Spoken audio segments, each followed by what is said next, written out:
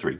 If I initially have a gas at a pressure of 12 atmospheres, a volume of 23 liters, and then I raise the pressure to 14 atmospheres, what is the new volume of the gas? Okay, this 12 atmospheres I'm going to code as a pressure. This will be a volume, and the pressure is 14. Okay, so my initial pressure here is 12 atmospheres, and it goes to 14 atmospheres, and so that is an overall increase. My volume here starts at 23 liters, and so let's think. Temperature is not listed in the problem, so it must be constant. Now, if my pressure is going up, that means the particles are hitting the walls more, so the volume must have decreased in order for that to happen. So volume will decrease. It's an indirect relationship. So now I find my factor for pressure here, 12 atmospheres divided by 14 atmospheres. 12 divided by 14 is equal to 0.86. Notice I used 2 digits here because there's 2 digits in my values that I divided. And now to get a decrease here for volume, I'll multiply 23 times 0.86 times 23 equals 19.7, which will round up to 20 liters. And so sure enough, I know I've done this correctly because I see a decrease. Number 4, a gas that has a temperature of 45, oh, this is a typo here, this should be degrees Celsius, and an unknown pressure has its temperature and pressure changed to STP. What was the original pressure of the gas? Okay, this is a temperature here, 45, and bells should be going off in your head thinking, this needs to be Kelvin. So let's do 273 plus the 45, 8, 11, so this will be 318 Kelvin is going to be my starting temperature. And an unknown pressure has its temperature, and so the starting pressure here is unknown, so we do not know what this pressure is. An unknown pressure has its temperature and pressure changed to STP.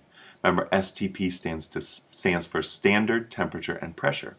So standard temperature is 273 Kelvin, and standard pressure is 760 millimeters of mercury. Notice the weird thing about this problem is I put my pressure in the final without knowing my initial, because it said an unknown pressure to begin with. Now my effect here on the temperature is a decrease, which means that pressure I should also see a decrease because they are directly related. Volume is constant because it was not mentioned in the problem. Okay, let's find our factor here. 318 divided by 273. 318 divided by 273 is equal to 1.16 is our factor, 1.16. And so now I know that this pressure needs to go up by 1.16. Now you might be thinking, wait a second, this effect says down. Why does the pressure need to go up? Well, think about it. If the overall effect of the pressure is to go down, then this number on top here must be higher. So I need this 760 to be up by a factor of 1.16. So 760 times 1.16 times 760 equals 885. So that will be this pressure. And check it out. I know that my pressure needs to go down, and from 885 to 760 is a decrease, and so therefore I know I've done this problem correctly.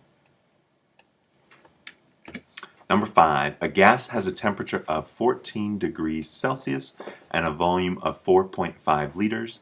If the temperature is raised to 29 degrees Celsius and the pressure is not changed, what is the new volume?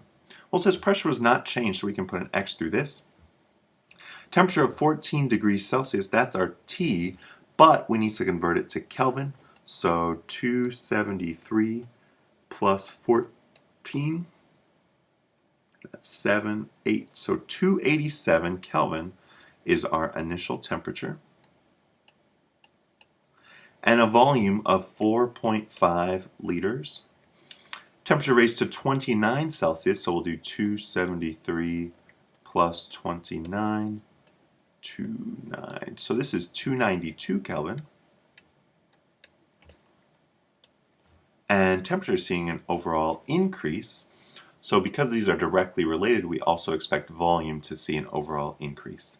Now the question is asking what is the new volume of the gas, so we need to find the final volume here. Well, let's start by finding our factor for temperature. 287 divided by 292.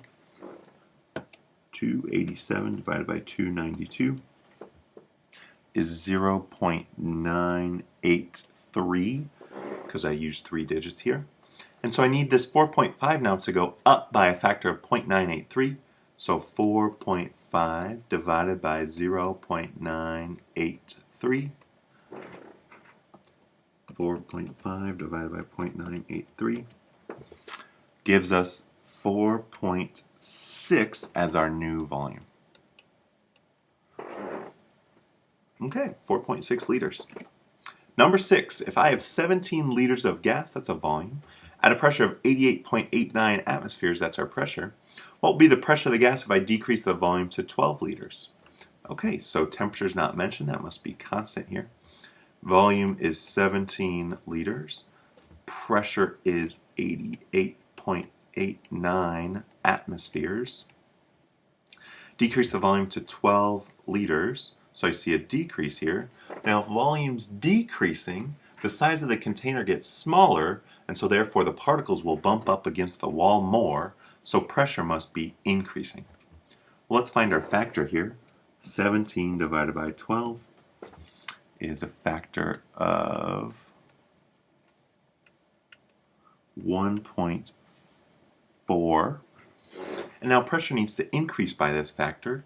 So I'll do 88.89 times 1.4.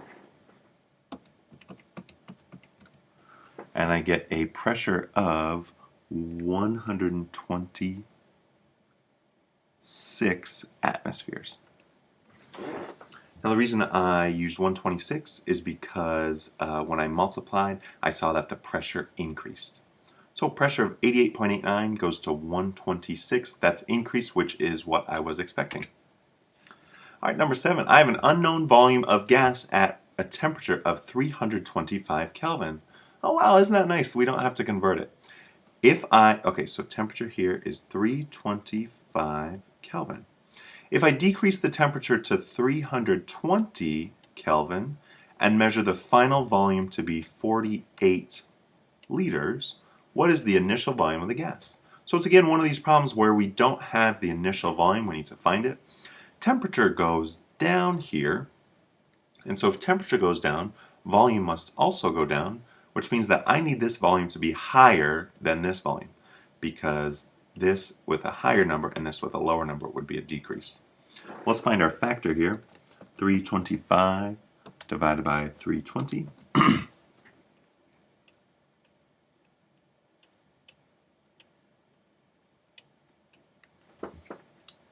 1.02. And so this must go down by a factor of that. So let's do 48 times 1.02 times 48. That gives us 48.7, which will round to 49. So our answer here is 49 liters, which is correct because we see a decrease.